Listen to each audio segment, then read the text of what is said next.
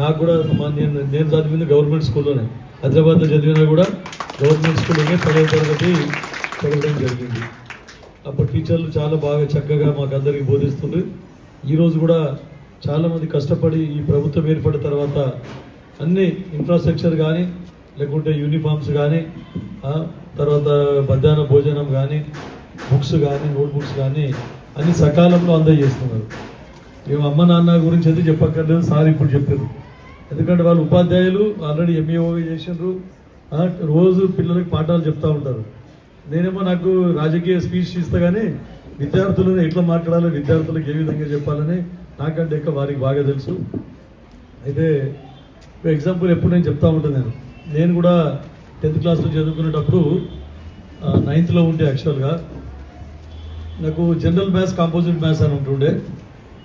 General maths అంటే అప్పుడు ఈ ఎంపీసీ దానికి పోవడానికి వీల్లేదు ఇంజనీరింగ్ సైడ్, కాబట్టి కాంపోజిట్ మ్యాథ్స్ ఉంటుండే. కాంపోజిట్ మ్యాథ్స్ అన్నింటిలో ఫస్ట్ క్లాస్ మార్కులు ఉంటుండే, ఒక మ్యాథ్స్లో తప్ప.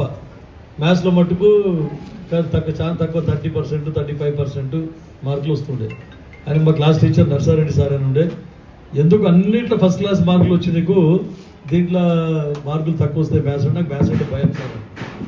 మ్యాథ్స్ ఎంత భయం అంటే, ఉదాహరణ ఇస్తే మీద ఎగ్జాంపుల్ ఇస్తారు, ఎగ్జాంపుల్ ఇచ్చి ఫిగర్స్ చేంజ్ చేసి మార్క్స్ ఇస్తే కూడా నాకు ఇక మైండ్లో ఏం పడిపోతుంది, నాకు రావు, నాకు లెక్కలు రావు అని చెప్పేసి అట్లా మైండ్లో పడిపోయింది. అట్లాంటిది ఆయన సోషల్ స్టడీస్, మాకు సోషల్ చెప్తుండే నర్సారెడ్డి సార్ అని. ఆయన తీసుకొని పోయి నా ఇంటికి రా అని చెప్పేసి ట్యూషన్ చెప్తాను. కొడుకు కూడా నా క్లాస్ పెట్టాను. మా వాడు జర మొద్దున్నాడు, నేను చూశాను చదువుతాడు అని చెప్పేసి నన్ను వాళ్ళకి తీసుకుపోయి ₹1 కూడా తీసుకోకుంటే ట్యూషన్ చెప్తుండే. ట్యూషన్ చెప్తే ట్యూషన్కి నేను కూడా పోయినా, నీతో పాటు కనీసం నా కొడుకు చదువుతాడని. మ్యాథ్స్, ఇంగ్లీష్ చాలా బాగా చెప్పాడు. మ్యాథ్స్లో ఎట్లా అంటే వర్మ సార్ అని ఉండే, వర్మ సార్కి ఎగ్జామ్ కండక్ట్ చేయమంటే మ్యాథ్స్ కంపోజిట్ మ్యాథ్స్కి చేంజ్ చేయడానికి. అయితే నేను ఎగ్జామ్ పెట్టిండు. నాకు ఎగ్జామ్ పెడితే 12 సమ్స్ ఇచ్చాడు. 12లో 10 తప్పు చేసినా, 2 కరెక్ట్ చేసిన. అరే ఈయన కంపోజిట్ మ్యాథ్స్ ఎట్లా ఇవ్వాలి అని అన్నారు. అయితే సార్ తీసుకొని పోయినాను వాళ్ళ ఇంటి దగ్గర ట్యూషన్. A+A అంటే ఏంది, A+B, A×A అంటే ఏంది అని ఫస్ట్ ఆల్జబ్రాకి వెళ్ళి స్టార్ట్ చేసి ఎంత పర్ఫెక్ట్ చేసిండంటే చాలా పర్ఫెక్ట్ చేసి. ఓ రోజు ఇట్లనే ట్యూషన్లో సార్కే మెన్సురేషన్, క్షేత్ర గణితంలో లెక్క వస్తలేదు ఒకటి. ఆ లెక్క రాకపోతే ఇది ఎట్లా చేసినావు, ఇది చేసినావా అని అడిగాడు. నాకు ఈ ఆన్సర్ తప్పు ఉన్నట్లుదే అన్నాడు సార్.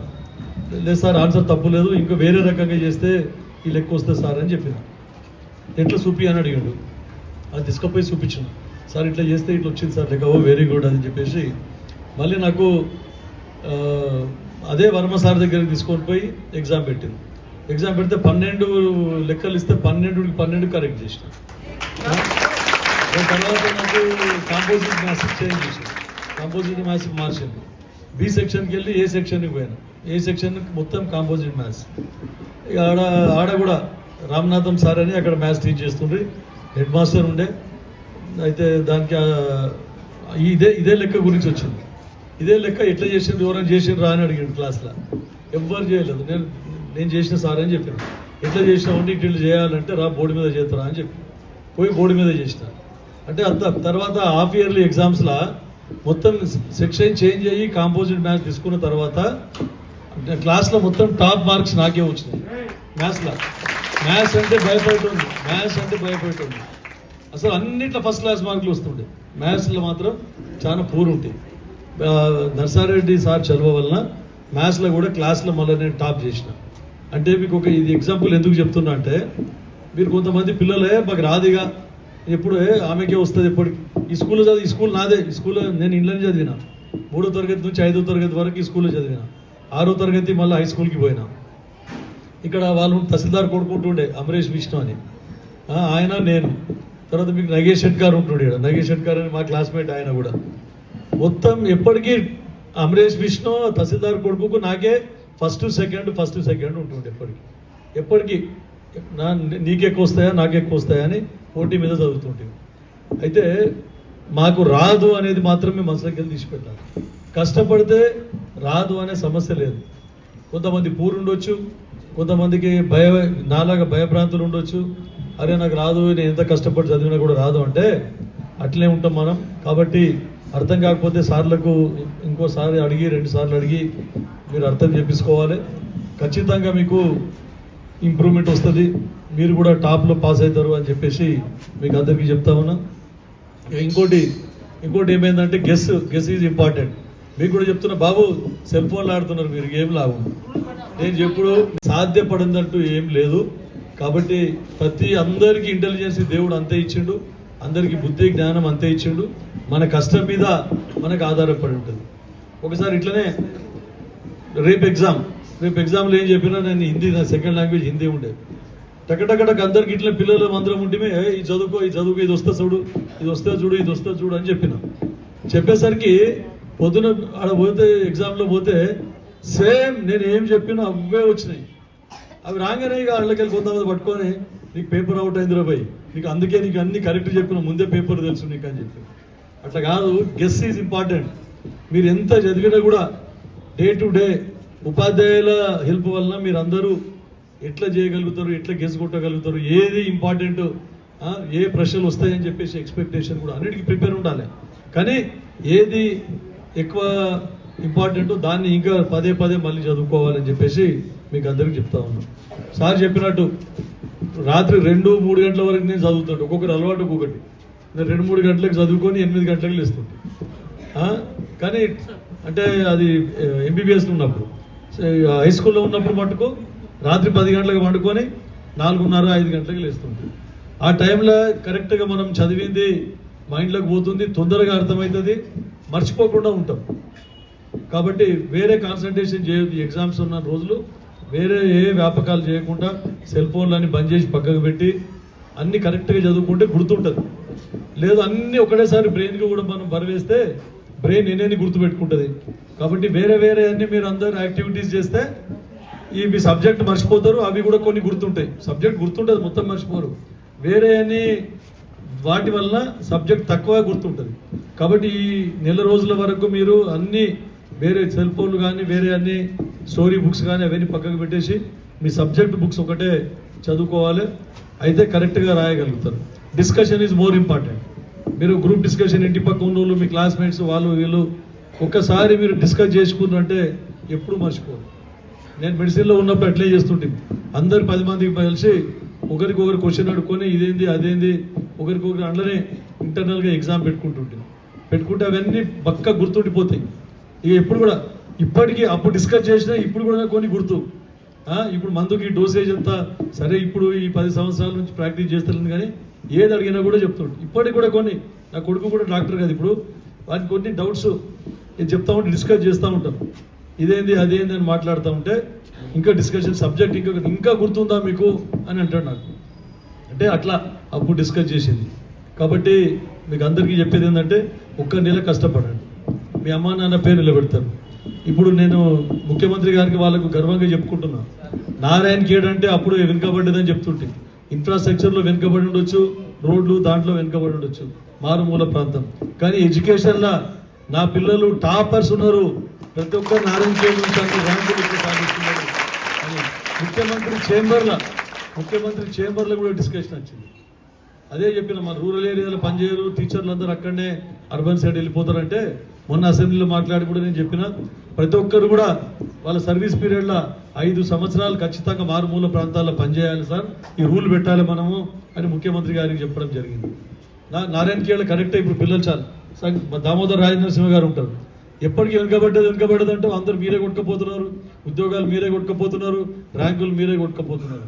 అంటే సార్ మా పిల్లలు కష్టపడుతున్నారు, మాకు అసలు పరిస్థితులు బాగాలేవు, మాకు అసలు ఒకటి ఉంటే ఒకటి ఉండదు, అయినా సరే మా పిల్లలు కష్టపడుతున్నారు కాబట్టే ఇన్ని ర్యాంక్స్ వస్తున్నాయని చెప్పేసి చెప్తా ఉంటాను నేను. కాబట్టి ఆ పేరును ఇంకా కూడా మీరు నిలబెట్టాలని చెప్పేసి ఒక ఇన్స్టిట్యూట్ పేరు, మీ చదువు చెప్పిన ఉపాధ్యాయుల పేరు నిలబడుతుంది, మీ స్కూల్ పేరు నిలబడుతుంది, మిమ్మల్ని కన్న తల్లిదండ్రుల పేరు నిలబడుతుంది. అట్లా ఇక మీరందరూ సినిమాలు చూసే ఉంటారు. మహర్షి సినిమాలో చూసారు ఎప్పుడన్నా? మహర్షిలా మహేష్ బాబు ఒక డైలాగ్ చెప్తాడు, ఏమని, సక్సెస్ గురించి డెఫినేషన్ ఇవ్వమని చెప్తాడు. సక్సెస్ అంటే నిరంతరం, అది success is not a destination, it is a journey అని చెప్తాడు. ఎప్పుడు మన ప్రయాణంలో ఇప్పుడు మీరు అందరూ అంటారు, సార్ చెప్పాడు ఇప్పుడు పిపి రాథోడ్, సంజయ్ రెడ్డి సాబు మంచిగా కష్టపడ్డాడు, డాక్టర్ అయిండు, ఈరోజు ఈ పొజిషన్లో ఎమ్మెల్యే ఉన్నాడని. ఇది ఇంతటితో ఆగది. నేను నా నారాయణఖేడ్కి రెసిడెన్షియల్ స్కూల్ తీసుకొచ్చిన యంగ్ ఇండియా, తర్వాత ఏటీసీ సెంటర్ ఐటీఐ తీసుకొని వచ్చిన, అర్బన్ ఫారెస్ట్ పార్క్ తీసుకొచ్చిన, తర్వాత అంబేద్కర్ ఓపెన్ యూనివర్సిటీ సెంటర్ తీసుకొచ్చిన. ఇవన్నీ తీసుకొస్తే కూడా నాకు ఇది లేదు అది లేదు ఏది లేదో అది చెప్తా ఉంటా. తెచ్చినాయి చెప్పా, ఇవన్నీ శాంక్షన్ అయ్యి చెప్పా. నాకు ఇంకా ఇది కావాలి సార్, అది కావాలి సార్, మా ఊర్లో ఇది లేదు, మా కాన్స్టిట్యున్సీలో ఇది లేదు, నాకు ఇవన్నీ కావాలని చెప్తా ఉంటా. ఇది నిరంతర ప్రక్రియ. ఎప్పుడు కూడా మనము నాకు వచ్చు కదా ఇక సాలిగా అంటే పోతుంది. అందుకని ఎప్పుడు కూడా నిరంతర ప్రక్రియ. ఇంకోటి సార్ ఏం చెప్పిండు, సంజీవ్ రెడ్డి లాగా మనం కూడా డాక్టర్ అయ్యి ఎమ్మెల్యే. నేను సంజీవ్ రెడ్డితో పోల్చుకోకండి, మీరందరూ నాకంటే కూడా గ్రేట్గా కావాలి. నేను నథింగ్ అని చెప్తున్నా. అయితేనే నాకు చాలా సంతోషం. నన్ను మించిపోయి గురువును మించిన శిష్యుడు అంటారు కదా, అట్లా గురువులను మించి ఎక్కువైతే మీరు ఇంకా పైకి ఎదగాలి, నాకంటే కూడా ఇంకా పైకి ఎదగాలి. నన్ను కులమానంగా తీసుకోవద్దు, మీ టార్గెట్ మీరు పెట్టుకోవాలి. ఈరోజు రేపు అన్ని సబ్జెక్ట్స్ ఆర్టిఫిషియల్ ఇంటెలిజెన్స్ అనేది వచ్చింది. ఈరోజు మీకు అందరికీ, ఇంతకుముందు కంప్యూటర్ ఎడ్యుకేషన్ ఉండే, ఇప్పుడు ఆర్టిఫిషియల్ ఇంటెలిజెన్స్ అని వచ్చింది మీకు అందరికీ. లేకుంటే ఐటీ సెక్టర్ ఇప్పుడు అంతా డౌన్ అయిపోతా ఉన్నది, ఆర్టిఫిషియల్ ఇంటెలిజెన్స్ వైపు మొగ్గు చూపుతా ఉన్నారు అందరూ. కాబట్టి డే టు డే నేను కూడా ఇప్పుడు మెడిసిన్స్లో కూడా నేను చదువుకున్నప్పటికీ ఇప్పటికీ మార్పులు వస్తూ ఉంటాయి. కాబట్టి నేను కొత్త జర్నల్స్ తెచ్చి ప్రాక్టీస్ చేసినప్పుడు కొత్త జర్నల్స్ తెచ్చి చదువుతూ ఉంటాయి. కానీ ఇప్పుడు ఇక ఈ రాజకీయంలో పడి అప్ టు డేట్ లేను. కాకపోతే మీరు ఏది ఉన్నా కూడా సబ్జెక్ట్ ఏది ఉన్నా కూడా అప్ టు డేట్ ఉండాలి. ఖాళీ పుస్తకాలలో ఉన్నదే మేము చదువుతాము అని చెప్పేసి అది కాదు. ఇంకొకటి, ఉపాధ్యాయులు బోధించేటప్పుడు వింటే మీరు చదవకున్నా సరే 75% భారానం ఇచ్చే బ్రెయిన్లకు ఎక్కిపోతుంది. మీరు పుస్తకంలో చదివితే 25-30% వస్తుంది. తర్వాత ఉపాధ్యాయులు చెప్పేటప్పుడు కరెక్ట్గా వింటే మీకు 75% మీకు సబ్జెక్ట్ వస్తుంది. మిగిలిన 25% అది పుస్తకాలు చదువుకొని వాటిని గుర్తు చేసుకుంటే ఖచ్చితంగా వస్తుంది అని చెప్పేసి మీకు అందరికీ చెప్తూ, మరొకసారి 10th క్లాస్ ఎగ్జామ్స్లో ఇంకేదైనా మీకు అవసరాలు ఉంటాయి. మొన్న పేపర్లో చూసిన నేను, అక్కడ నుంచి నేను హైదరాబాద్లో ఉండి నాగల్గిద్దరు నుండి బస్సు వస్తున్నది, ఆటోలలో 20 మందిని తీసుకొని వచ్చి నింపుకొని వస్తూ ఉన్నారు, ప్రిన్సిపాల్ పట్టించుకుంటలేదని విలేకరులు మొత్తం పేపర్లో రాస్తే ఇమ్మీడియట్గా డిపో మేనేజర్కి ఫోన్ చేసి సార్ ఇట్లా మా స్టూడెంట్స్ ఇబ్బంది పడుతూ ఉన్నారు, ఏం చేస్తారో తెలియదు, ఎగ్జామ్కు అంటే హాఫ్ అన్ అవర్ బిఫోర్, అంటే ఎగ్జామ్కు 15 నిమిషాల ముందు వచ్చేటట్టు నా అక్కడ నుంచి కరుసుగుత్తు నుండి బస్సు వేయాలని చెప్పిన. ఏదైనా అవసరం ఉంటే చెప్పండి, నేను ఇంకా మీకు సహాయ సహకారాలు అందిస్తా. కానీ మా పిల్లలకి ఎగ్జామ్ ఆటోలలో వచ్చి ఇది తోపులాటలో వచ్చి రాస్తే ఎగ్జామ్కి ఏం రాయలేరు వాళ్ళు. కాబట్టి బస్సు ప్రొవైడ్ చేయండి, మళ్ళీ ఎగ్జామ్ కాగానే మళ్ళీ బస్సు తీసుకొని పోండి అని నేను ఇప్పుడు ఇక్కడ వార్తలు మనకు చూస్తే ఇమ్మీడియట్గా నేను స్పందిస్తా.